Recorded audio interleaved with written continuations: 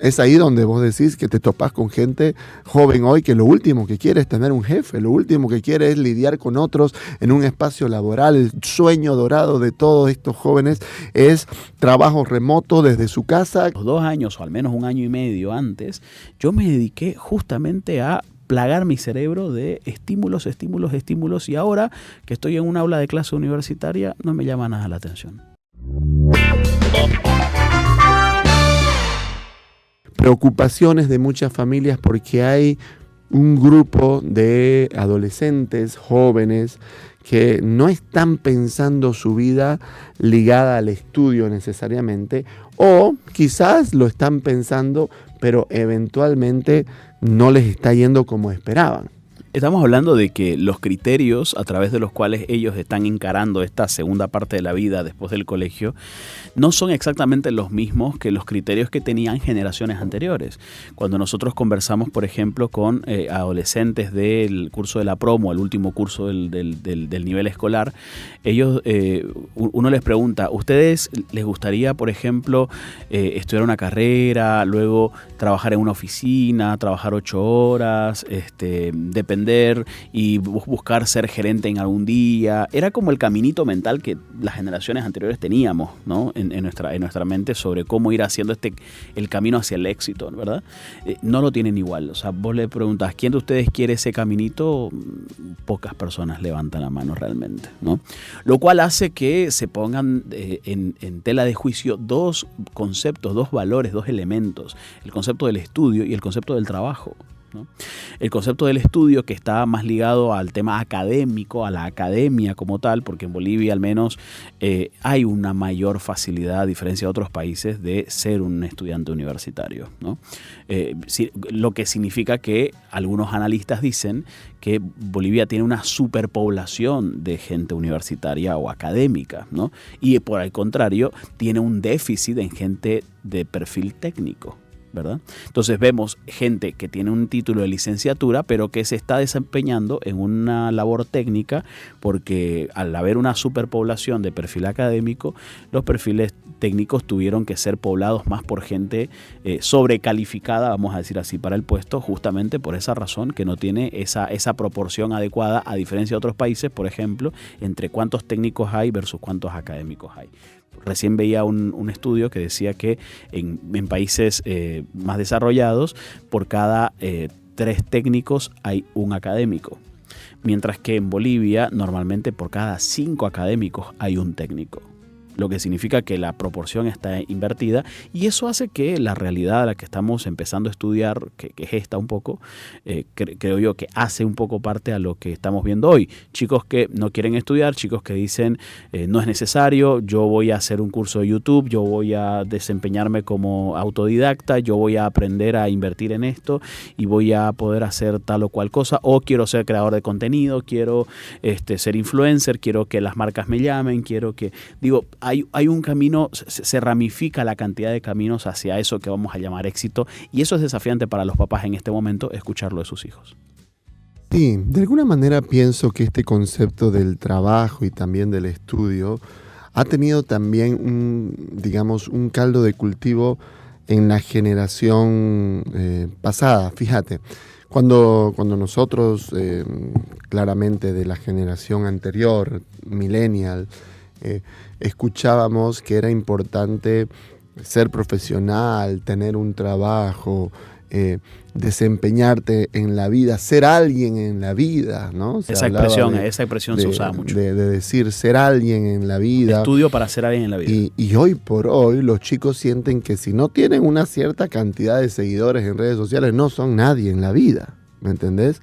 Entonces esto de ser alguien en la vida, pues claro, ahora puede tener una connotación un poquito diferente porque además no está tan lejos de la realidad. Todo buen profesional, su carta de presentación hoy por hoy son los espacios digitales. Sí, claro, ¿no? De hecho, los profesionales que nos dedicamos a la prestación de servicio, como pueden ser los psicólogos, los arquitectos, los abogados, por ejemplo, normalmente vos ibas a su despacho y vos veías títulos colgados en la pared. Claro. Ese era como más o los menos... Médicos, sobre todo, los ¿no? médicos, ese era el concepto de quién es un maestro, quién es un profesional o quién es alguien que sabe, quién es un experto.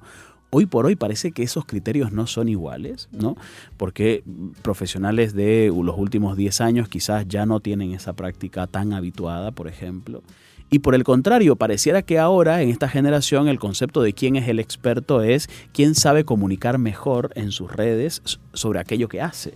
Cuántos seguidores tiene y de alguna forma también cómo crea el contenido que crea para llegarle a la gente de tal modo que eso se traduzca en reputación, que eso se traduzca en, esta persona es buena porque yo lo vi en TikTok, esta persona es buena porque yo lo vi en redes. Entonces, siguiendo la reflexión, esto de ser alguien en la vida, pues bueno, es una motivación. O sea, el tema es que algunos papás quieren motivar a sus hijos como ellos se motivaron cuando eran jóvenes y evidentemente estamos frente a un cambio radical en cuanto a la vida misma con el boom de la tecnología. Por lo tanto, hay que cuidar un poco eso, ¿no? Entonces, el tema del reconocimiento desde el lado de lo académico, ok, hoy se pone en tela de juicio perfectamente, pero también algo que se nos decía mucho y que todavía se sigue diciendo es, tenés que estudiar algo que te dé de comer.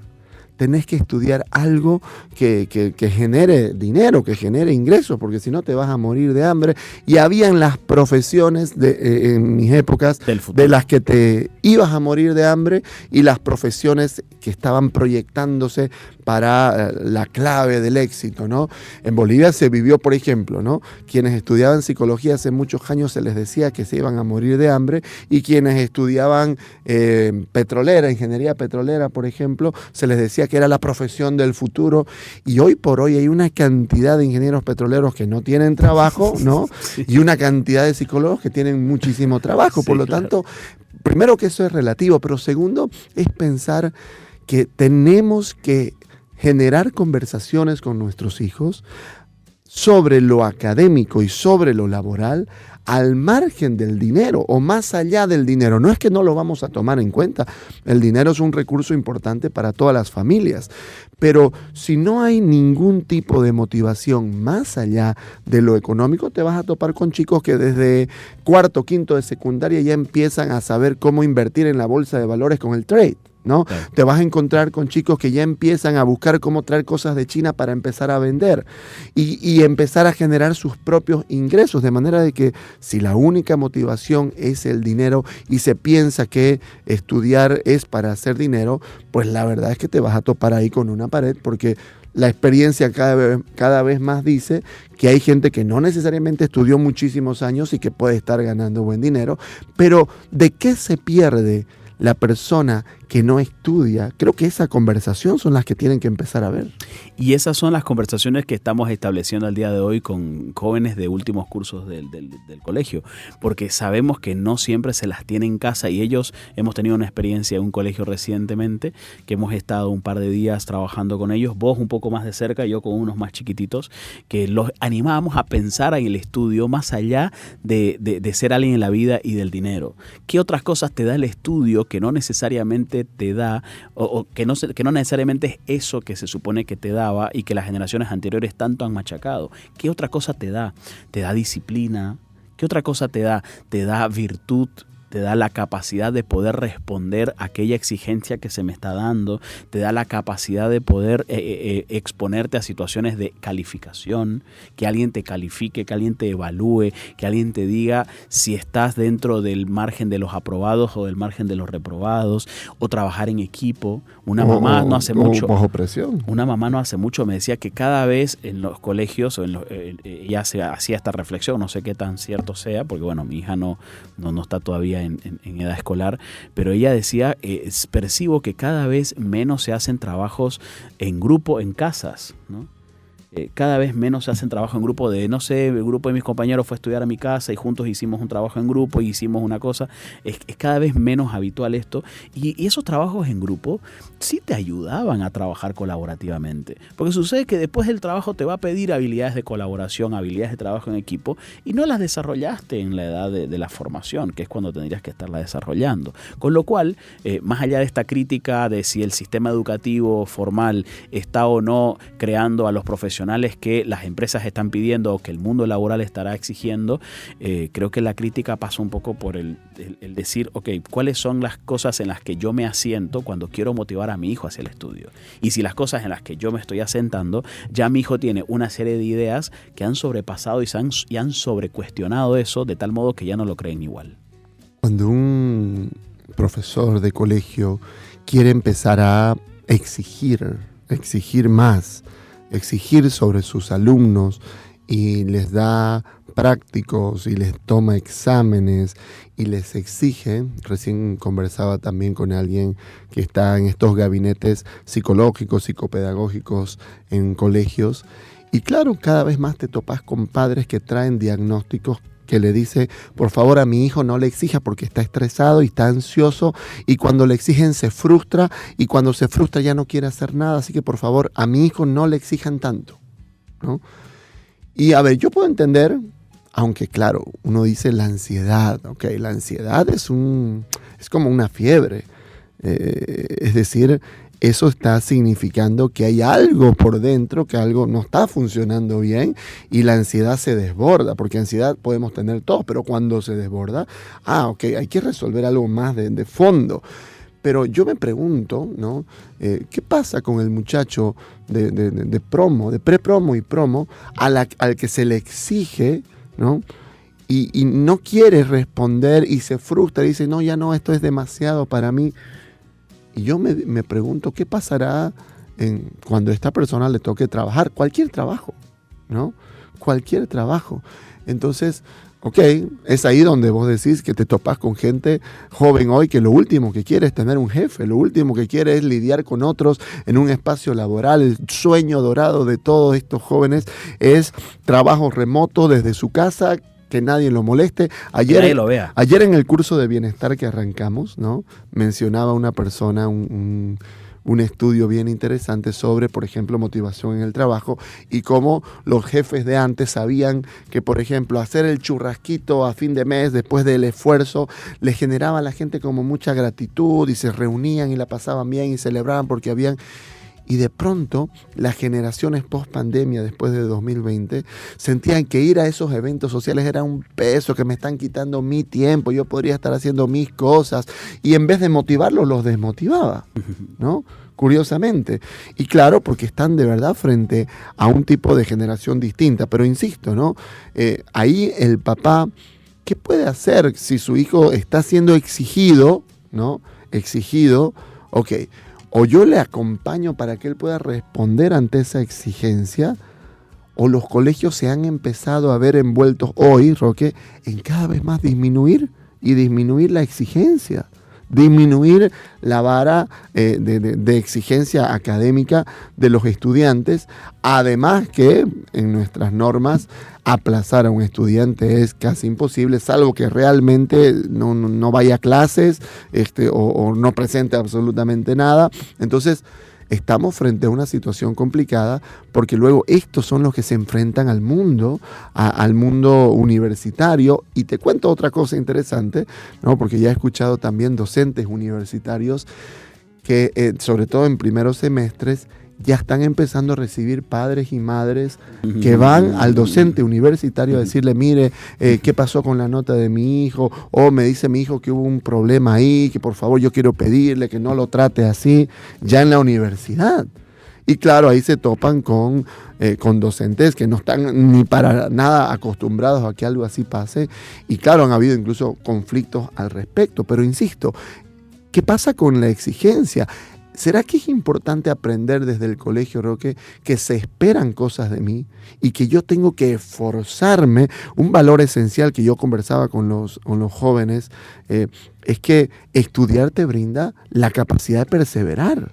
Un problema matemático que yo no sé cómo resolver y que tengo que buscar alternativas, encontrar fórmulas que no estoy viendo, maneras de factorizar algún paso que no me salió hasta que me salga, es una capacidad importante de no rendirme, de perseverar. Uno puede decir como papá, ¿y de qué me sirvió hacer vectores si yo no ocupo vectores en mi trabajo? Funciones, claro. ¿De qué sirve hacer funciones si yo nunca aprendí? A final de cuentas no sirve. cuando uno le pone el ojo solamente al contenido, efectivamente va a cuestionar muchas de las cosas que se enseñan en el colegio. Y no estoy defendiendo al colegio ni creyendo que la institución escolar es perfecta y que no tiene que revisar sus contenidos. Por supuesto que lo tiene que hacer. De hecho, la institución escolar es la institución más lenta en adaptarse a lo que la sociedad está demandando al día de hoy. Les cuesta muchísimo ajustar sus contenidos a la demanda actual. Pero más allá de eso, uno tiene que aprender a ver que las cosas que uno aprende en el colegio, no solamente a nivel de contenido, sino a nivel de proceso. Uno aprende procesos. El proceso a través del cual yo logro adquirir un conocimiento. El proceso a través del cual yo logro dominar una técnica. El proceso a través del cual yo puedo lograr poner en marcha aquello que aprendí. Con lo cual, no siempre el foco tendría que estar puesto en el contenido, en aquello que se aprende, sino en cómo se tuvo que hacer las cosas para lograr aprenderlo de tal modo que ese mismo proceso pueda aplicarlo a otro tipo de conocimientos que ya están directamente relacionados con mi área de estudio, a lo que yo realmente me quiero dedicar. La disciplina, como decías vos, es tan clave porque pensemos en que un deportista, un profesional, un estudiante, todos comparten ese mismo valor. La disciplina de sentarme un momento, por lo menos durante el día, todos los días, a revisar mis cuadernos, a ver mis tareas, a estudiar mis exámenes. Esta disciplina que lo tengo que hacer cuando estoy feliz y cuando estoy triste, cuando estoy sintiéndome bien y cuando no me siento tan bien, lo tengo que hacer, me da un sentido de responsabilidad, ¿verdad? ¿Qué pasaba con estos muchachos, por ejemplo, que te dije que atendía el año pasado y alguno todavía este año? Vos sabés que la universidad tiene exámenes parciales, ¿no? Entonces, venía el primer examen parcial, no le iba bien y soltaban la materia. No es que un fracaso los hacía motivarse para decir, pucha, no me fue bien ahora, pues bueno, el siguiente me va a ir bien. No, un fracaso les hacía sentir, ya no hay nada que hacer, esto ya se terminó, ya no tengo por qué seguir, no, y pues, si no pude con este primer examen, ¿qué voy a poder sacarme ya una nota más alta después? Y soltar. Y entonces aparece esto que comúnmente acá decimos, ¿qué me importismo?, ¿no? Lo dejo ir, no me importa, lo suelto tan fácilmente, ¿no? Que claro, si vos luego eso lo trasladás a la vida familiar, a la vida de pareja, a cualquier relación, pero también a cualquier compromiso, te vas a topar con adultos que luego frente a sus fracasos, porque todos vamos a fracasar en algo, no van a saber qué hacer, no van a saber cómo levantarse, no van a saber cómo motivarse. ¿Por qué? Porque han aprendido de que si se pone difícil la cosa, me puedo rendir y todavía más, alguien me va a rescatar. Y tengo que aprender, una de las cosas que más le da el estudio al chico es la exposición. O sea, muchas veces los papás estamos tan centrados en el resultado que queremos que todo lo que haga nuestro hijo lo haga perfecto. Si se aprendió un poema de memoria, yo quiero que él pueda lograr hacerlo delante de un escenario, delante de todo el colegio, exactamente igual a como lo haría en la sala de la casa. Me encantaría, sueño con eso y ojalá lo pueda hacer, pero lo cierto es que muchas veces se dan casos de que el chico se bloquea. Se queda a medio poema, se queda en media declamación. Y a veces los papás terminamos frustrados por el resultado, porque el resultado es, mi hijo no terminó el poema. Cuando en realidad lo más importante ahí no es si termina o no el poema que se aprendió, es haber enfrentado a un público, es haberse expuesto, haber ido más allá de la sala de la casa o el público familiar que tenía alrededor, que por supuesto que lo apoya, que le sonríe, que hace todo lo posible para que se sienta a gusto, pero que enfrente situaciones de exposición. Una de las cosas que más están observando los empleadores al día de hoy, de esta generación reciente, profesionales junior, digamos, es que notan que les cuesta mucho la exposición, lo cual es paradójico porque es la generación que más se graba, que más se filma, que más quiere salir en una cámara o que más creación de contenido quiere dedicarse a hacer. Sin embargo, es al mismo tiempo la generación que menos exposición, que cuanto menos exposición mejor. Mientras menos reuniones presenciales, mejor. Mientras menos eventos donde yo tenga que ver mucha gente, mejor. Mientras menos tengo que hablar con la gente, mejor. Y fíjate cómo la falta de exposición que ya se la viene habituando, que se la viene acostumbrándose en el colegio, termina teniendo como resultado chicos que les cuesta lidiar con ciertos niveles de exposición. No solamente me refiero a chicos que no están pudiendo hablar en público, no están pudiendo reunirse físicamente, que me vean. Acordate que es la generación que tuvo con barbijos una buena cantidad de tiempo, no solamente, más que muchos adultos incluso, y que algunos permanecían con barbijo a pesar de que ya se había desescalado los temas en la pandemia, ¿no? Con lo cual, el estudio te da muchas cosas y enfocarse en esas cosas y no solamente pues, en lo que siempre nos hemos enfocado, es una buena forma de encarar a esta generación que aparentemente ya no quiere estudiar, pero no necesariamente flojera.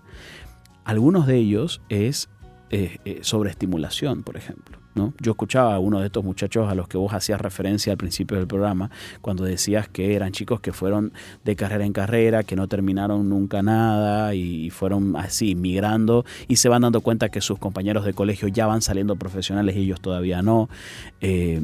Algunos de ellos, una vez un muchacho me dijo, Roque, lo que pasa es que yo los últimos 2 años de colegio, yo solamente jodía.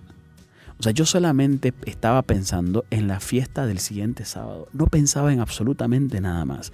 Y en lugares como los nuestros, al menos en Santa Cruz, no sé si a nivel Bolivia esto es así, esto es muy fuerte. Esto es algo que hay que replantearse un poco más, ¿no? Como decir, está en el último año de colegio, tiene que aprovechar, porque si aprovecha y se desordena en la vida, ya después se va a dedicar y va a ser un chico responsable en la vida.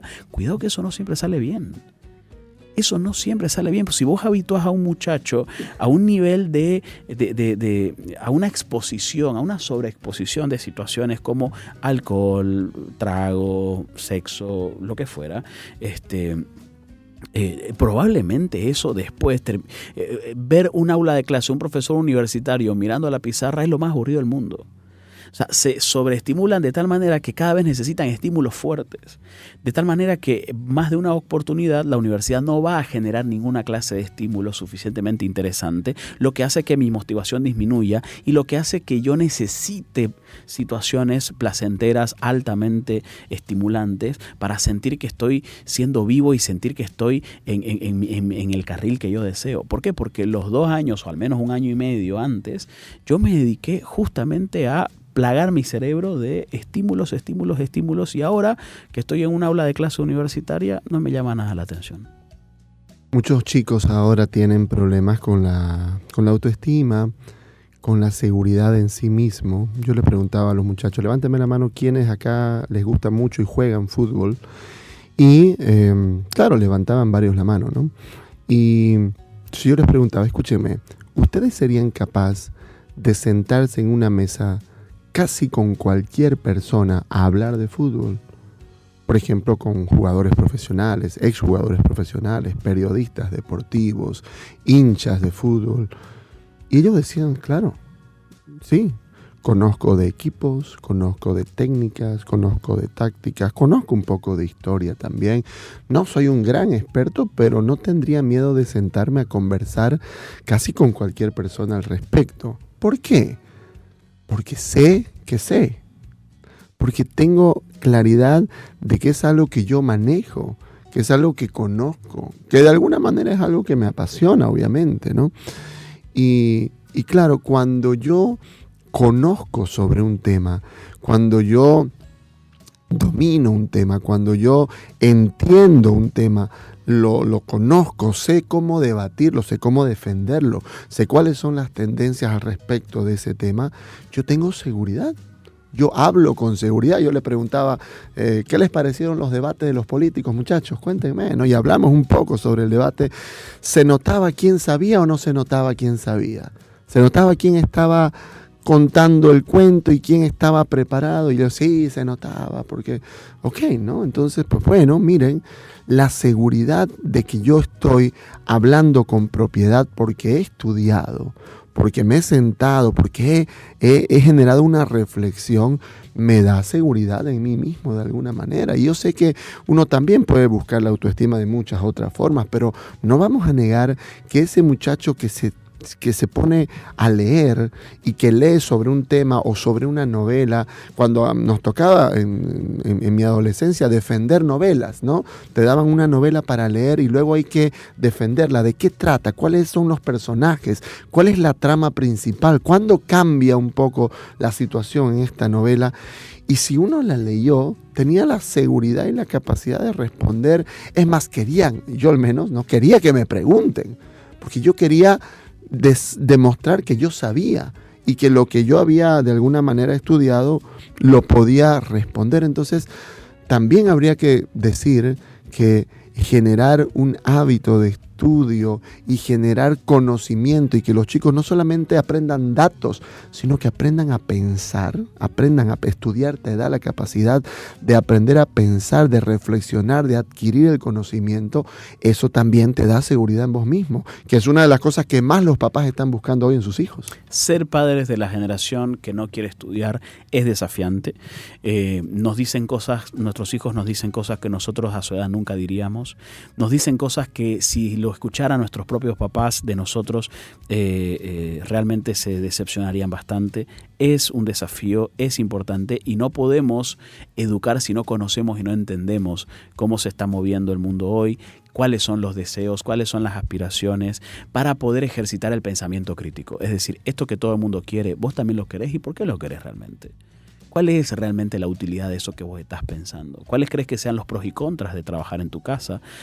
¿Cuáles crees que sean los pros y contras de no poder exponerte a una reunión presencial? ¿Cuáles crees que sean los pros y contras de trabajar de esta manera o de querer depender o no depender, ¿no?